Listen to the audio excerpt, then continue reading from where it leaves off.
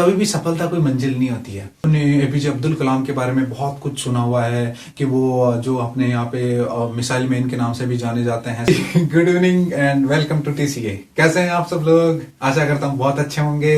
आप लोगों की स्टडी कैसी चल रही है और आप लोगों के जो एग्जाम्स है वो किस तरीके से चल रहे हैं? क्लास 9, 10th के, 11, 12th के जिन जिन बच्चों के एग्जाम चल रहे हैं उनके बारे में भी मुझे कमेंट करके जरूर बताएं कि सर ये सब्जेक्ट ऐसा है जिसके बारे में इसमें हमारे सबसे अच्छे नंबर्स आ रहे हैं, हमने पेपर बहुत अच्छे से अटेम्प्ट किया है। तो मुझे ये कॉमेंट्स करके जरूर बताएं।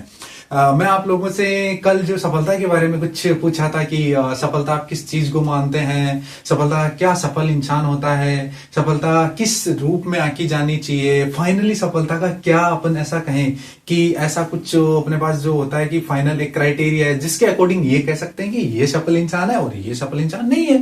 क्या इस सफलता और असफलताओं के बीच की जो कमियां हैं उन सब के बारे में मैं आपको एक बात बताता हूं। सफलता में आपको एक बात बताता हूँ। सफलता एक चीज होती है जो होता है एक रास्ता, ना कि मंजिल।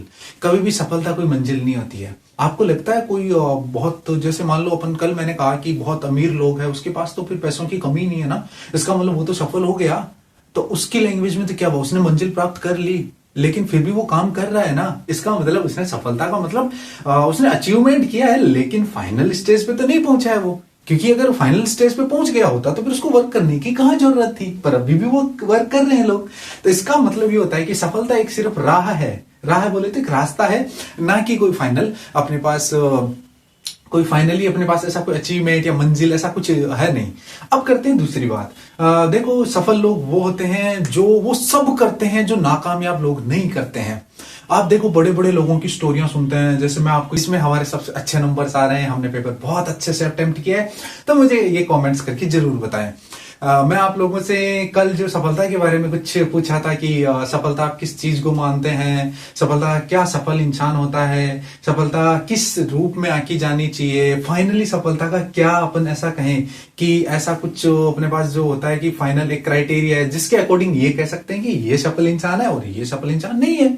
क्या इस सफलता और असफलताओं के बीच की जो कमियां हैं उन सब के बारे में मैं आपको एक बात बताता हूं।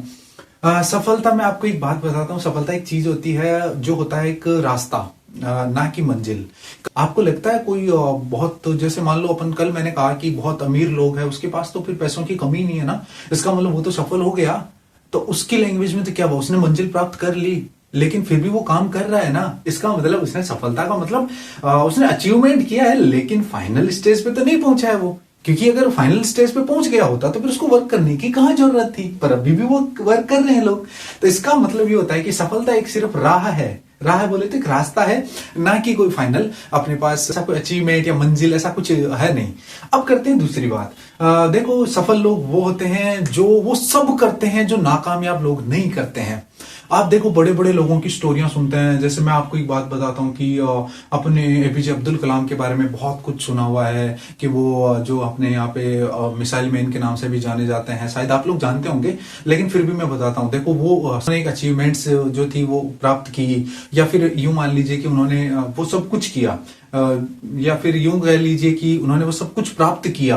तो उन्होंने, अपन जब उनकी स्टोरी पढ़ते हैं कि वो जहां से बिलोंग करते थे, पहले वो गांव में ऐसे बाहर बांटना ऐसा सब कुछ करते थे, तो इसका मतलब है उन्होंने वो किया जो नाकामयाब लोगों ने नहीं किया। मतलब ये थोड़ा सा जो डिफरेंस है, यही मैं आपको बताना चाह रहा हूं कि सफलता और असफलता ये अपन को इस तरीके से कोई फाइनली कोई ऐसा नहीं होता है कि ये हासिल कर लेने से अपना इंसान होता है वो सफल हो जाता है। ऐसा ऐसा कुछ शायद मुझे नहीं लगता ऐसा कुछ होता होगा। और इसके साथ ही मैं एक और बताना चाहूंगा आपको कि अपन जब बहुत ज्यादा कठिन परिश्रम करते हैं या फिर मान लीजिए हम बहुत हार्ड वर्क करते हैं तो अपन कह देते हैं कि यार ना, वास्तव में इसका तो लक काम करता है, इसने ऐसा किया है, इसने ये अचीवमेंट्स की हैं, इसने इस एग्जाम में ऐसे टॉप किया है। देखो, जो हार्ड वर्क होता है ना उसी को इंसान लास्ट में फिर फाइनली बोल ये देता है कि इसने लकीली ऐसा कुछ हासिल किया है। बाकी जो चीज रियल में होती है वो होती है सिर्फ और सिर्फ हार्ड वर्किंग। हार्ड वर्किंग जो करता है वो सच में कुछ ना कुछ पक्का अचीव करता है। आज मैं आप लोगों को जो कल वाली रामायण बता के गया था, आपको याद होगा एपिसोड नंबर 1 तो आप देख के आए होंगे। आज हम एपिसोड नंबर 2 लेके आए हैं। एपिसोड नंबर 2 में अपन ने जो एपिसोड नंबर 1 पढ़ा था ना, उसी को वापस लिखने, यानी उसी स्टोरी को दोबारा से दोहराएंगे, थोड़ा सा चेंज कर करके। आप लोग इस एपिसोड में बने रहिए, देखते रहिए इस एपिसोड में क्या क्या होता है। और आप लोगों के जो डाउट्स रहे वो मुझे कमेंट्स करके आप जरूर बताया करो। देखो कुछ बच्चे हैं जो बहुत अच्छे कमेंट्स कर रहे हैं, कुछ ये कहते हैं कि सर आप क्लास में हंसा करो। मैं मानता हूं कि क्लास में मतलब ऐसे थोड़ा होता है कि हंसना चाहिए, लेकिन मैं आपको एक चीज पूछता हूं। मान लीजिए कि आप बहुत एक अंधेरी रात है, चारों तरफ एकदम अमावस की सी नाइट है और उसमें आपको कहीं पे सुनसान अकेले रास्ते पे छोड़ दिया जाए, आप मुझे बताओ आपको वहां हंसी आएगी या फिर आपको ये रहेगा कि पता नहीं किधर से भूत आ रहा होगा, पता नहीं क्या हो जाएगा, ऐसा कुछ रहता होगा। देखो वैसा वैसा ही शायद कुछ मेरे साथ यहां रहता है। बच्चे कमेंट करते हैं कि सर क्लास में भी हंस लिया करो। देखो क्लास में हंसते हैं, लेकिन वो एक अलग जो है प्लेटफॉर्म है, यह वाला थोड़ा अलग प्लेटफॉर्म है, तो दोनों में थोड़ा डिफरेंस तो होना ही चाहिए यार। तो वो थोड़ा सा डिफरेंस रहता है। दूसरा, कई बार ऐसे बच्चे पहले कमेंट करते थे कि सर थोड़ा क्लास में जो वहां पे आप जब वीडियो स्टूडियो में होते हो या आप जब शूट कर रहे होते हो तो उस टाइम आप थोड़ा सा हंस लिया करो। हंसी तो तब आती है ना जब सामने कोई बैठ के सामने वाला हंस रहा होता है, बातें कर रहा होता है, कि हम अकेला खड़ा हूं सामने बोल रहा हूं और मेरा जो बंदा बैठा है वो उधर बैठ के अपने काम में लगा हुआ है। तो फिर भी मैं कोशिश पूरी करता हूं हंसने की। देखो सिर्फ हंसने से ही अपना काम नहीं चलने वाला है, आप लोगों को स्टडी करना पड़ेगा, क्योंकि आपका बोर्ड एग्जाम है। हंसने से तो क्या है कि चलो मैं एक पूरा हंस के वीडियो डाल दूं तो क्या करूं। तो फिर भी आप लोग बहुत अच्छे कमेंट्स कर रहे हैं, उसके लिए बहुत बहुत थैंक यू। मैं बहुत खुश हूं कि आप लोग बहुत अच्छा प्यार जता रहे हैं और मेरे साथ आप कंटिन्यू इसी तरीके से बने रहिए, अपना सहयोग देते रहिए। आप लोगों के साथ नई नई सीरीज में जल्दी ही लेकर आने वाला हूं और कुछ अच्छा और तूफानी करने वाले हैं, तो चिंता करने की बिल्कुल जरूरत नहीं है। टीसीए में कुछ ना कुछ नया होता रहेगा और आप लोगों के लिए मैं कुछ अच्छी चीजें बहुत बढ़िया बढ़िया तरीके से इनोवेशंस जल्दी ही लेकर आ रहा हूं। थोड़ा मुझे टाइम भी दीजिए, क्योंकि जब अपन कहीं पे ऑफलाइन भी जॉब में लगे हुए होते हैं ना, तो इतना थोड़ा सा टाइम कम मिल पाता है, तो थोड़ा सा टाइम का क्राइटेरिया भी बहुत छोटा है।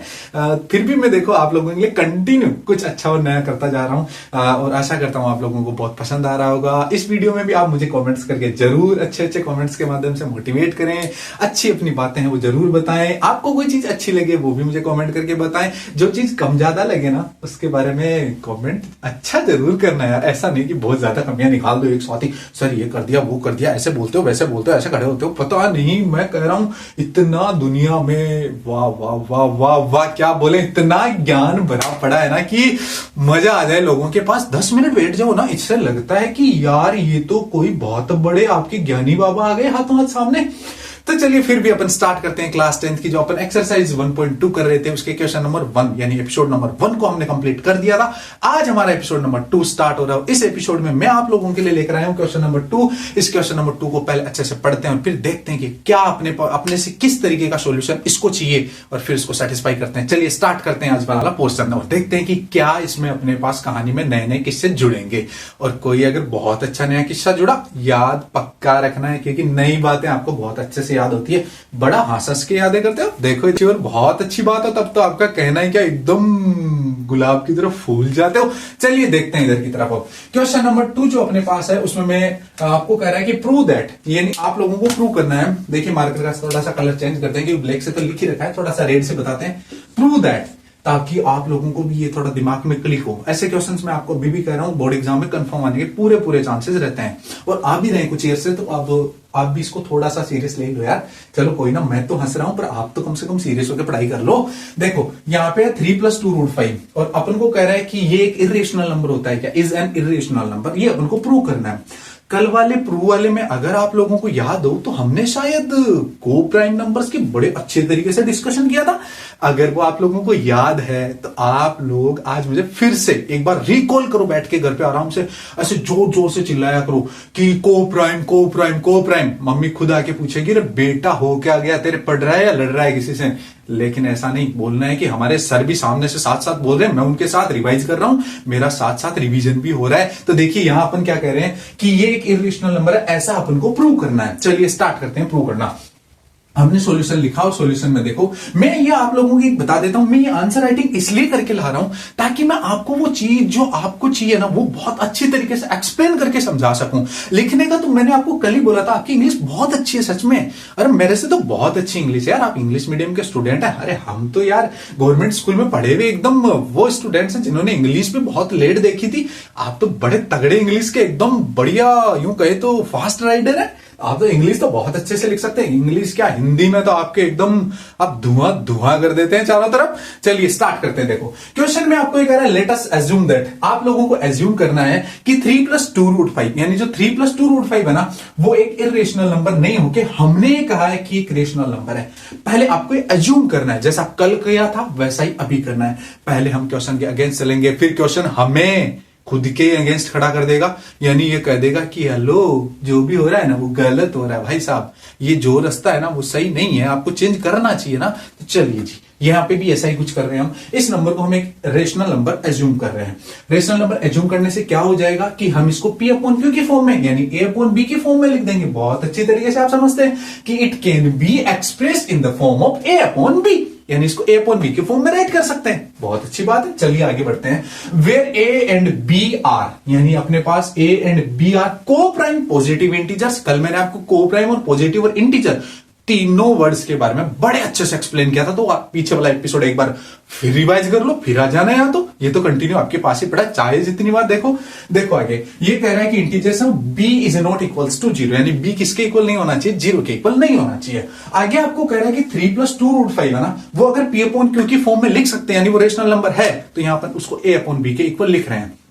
अब अपन को तो इसको जो है वो एक रेशनल नंबर बताना है, लेकिन ये क्या है रेशनल बताना है, तो हम उसको रेशनल लेके चल रहे हैं। और रेशनल लेके अगर उसको चल रहे हैं तो आराम से उसको इसके इक्वल रख दिया, यानी 3 + 2√5 है ना वो A/B के इक्वल है, क्योंकि हमने ऐसा ही तो माना है। चलो आगे स्टार्ट करते हैं। ये कह रहा है A and B are coprime, A and B are coprime, ये बात पहले लिखी हुई है, कोई बात नहीं दोबारा लिख दीजिए। हम तो क्या करते थे, देखो जब हम होते थे ना और हमारे अगर इंग्लिश का एग्जाम होता था, मैं आपको सच्ची सच्ची बात बताता हूं, जब हम लोग होते थे तो हमारे क्या इंग्लिश से एकदम दूर दूर कहीं दूर ऐसे रेगिस्तान में जैसे मान लीजिए दूर दूर तक घर होते हैं ना, वैसा होता था कि हमारे कहीं दूर दूर तक ही आसपास में कोई नाता ही नहीं होता था, इंग्लिश का कोई लेना देना ही नहीं, जानते ही नहीं थे कि भाई साहब स्पेलिंग क्या होती है और कैसे लिखी जाती है। ये कृषि वाला भी बहुत मुश्किल से, इतना मुश्किल से सीखा है, क्या बताऊं मैं आपको, 1 साल लग गया कर्स्यू सीखने में, वो भी अब सीखा है जब 12th हो गई। यार समझ नहीं आ रहा हो क्या रहा है लाइफ में। तो इंग्लिश में हमारा जो क्या बहुत दूर दूर तक नाता नहीं होता था। लेकिन आप लोग तो एकदम इंग्लिश में ऐसे लिखते हो जैसे क्या बताऊं मैं आपको यार, बड़ी आपकी तो कभी बोल्ड में कर देते हो, कभी इटैलिक में कर देते हो, तो ऐसे बड़ा इंटरेस्टिंग लिखते हो। तो चलिए स्टार्ट करते हैं आगे। देखो तो मैं आपको ये बता रहा था कि A एंड B आर को-प्राइम्स। आगे देखो अपन ने क्या किया, इस 3 को इधर ट्रांसफर कर दिया। इधर ट्रांसफर करने से क्या हो जाएगा सर, अभी देखते हैं क्या हो जाएगा। जैसे ही अपन उसको उधर ट्रांसफर करेंगे ना तो अपने पास 3 इधर आके देखो नेगेटिव हो जाएगा, क्योंकि इधर पॉजिटिव था, तो A/B अपने प्लेस पे। देखो लिखने का थोड़ा सा ये जो है ना इसको इस तरीके से लिखा हुआ है। मैं आपको ये कहूं कि मान लीजिए आपके इस हाथ में भी एक लड्डू है, इस हाथ में भी एक लड्डू है। अब इन दोनों लड्डू को ऐसे दिखा दूं तो रहेंगे तो लड्डू ही ना, कौन सा बर्फी बन गई, नहीं बनी ना। तो कहने का मतलब क्या हुआ, अगर लड्डू ही है तो इधर देखो चाहे इधर देखो, वही मैंने यहां किया है। इस वाले A/B को मैंने यहां रखा है जहां रखा हुआ ये वो, और उसके बाद 3 को उधर ट्रांसफर किया, तो प्लस से क्या हो जाता है माइनस। ये बहुत अच्छी तरीके से पहले भी समझा चुका हूं मैं। आगे देखो इज इक्वल्स टू जो बच गया, जो इज इक्वल्स टू इधर रह गया 2√5 एज इट इज, ऐसा कैसा लिखा हुआ है। चलो आगे बढ़ते हैं। ये अपन ने क्या किया, यहाँ पे B है ना, B उसको एलसीएम लिया। देखो एलसीएम कैसे लिया, B एलसीएम लिया तो 3 से मल्टीप्लाई, तो A - 3B/B। आराम से एक एक स्टेप देखते चलना है और बड़े इंटरेस्टिंग बड़े मजे के साथ हंस हंस के पढ़ना है, ज्यादा सीरियस होके। अरे जिंदगी वैसे भी सीरियस है, लोग बहुत बार बोलते हैं कल किसी ने देखा है, तो कल क्या देखा, जो अभी तो देख रहे हो उसको तो बड़े इंजॉय के साथ देखो, कल का तो कल सोचेंगे कल क्या होने वाला है। आगे देखो यहाँ A - 3B/B इस तरीके से लिखा हमने, B अपने ये समझ लीजिए एलसीएम लिया है। आगे देखो यहाँ इक्वल्स टू अपने पास लिखा हुआ है 2√5। अब नेक्स्ट की बात कर लेते हैं। इस स्टेप को मैंने क्या किया, यहां जो 2 था ना इसके साथ मल्टीप्लाई में उसको B से मल्टीप्लाई कर दिया, इसको बना दिया 2B, तो A - 3B/2B is equals to √5। ये इतना काम हो गया। सर इतना होने से क्या होगा, हमारी बात तो प्रूव नहीं हो रही ना। अभी देखो अगले स्टेप में देखते हैं ऐसा कैसे हो सकता है। आप इतना तो लिख सकते हो ना, ये मान लीजिए यहां से लेके यहां तक कि राम जी वनवास गए, वहां तक की बात हो रही है। आगे देखो और बातें करते हैं कि वनवास में हुआ क्या क्या था। आगे देखो then A - 3B/2B is equals to rational number. ये रेशनल नंबर है, क्योंकि हमने यही तो माना था कि ये रेशनल नंबर है, तो ये भी एक रेशनल नंबर होगा। लेकिन अपन लोग क्या जानते हैं, हमने पिछले जो एपिसोड में बात की थी ना उसी को दोबारा दोहराते हैं कि राम जी को वनवास हुआ है, तो यहां अपन यही कह रहे हैं कि ये हमने कल बोल दिया था भाई साहब कि ये जो √5 होता है ना, ये वाला जो √5 है ये रेशनल नंबर नहीं है। कितनी बार बताऊं ये नहीं है रेशनल नंबर।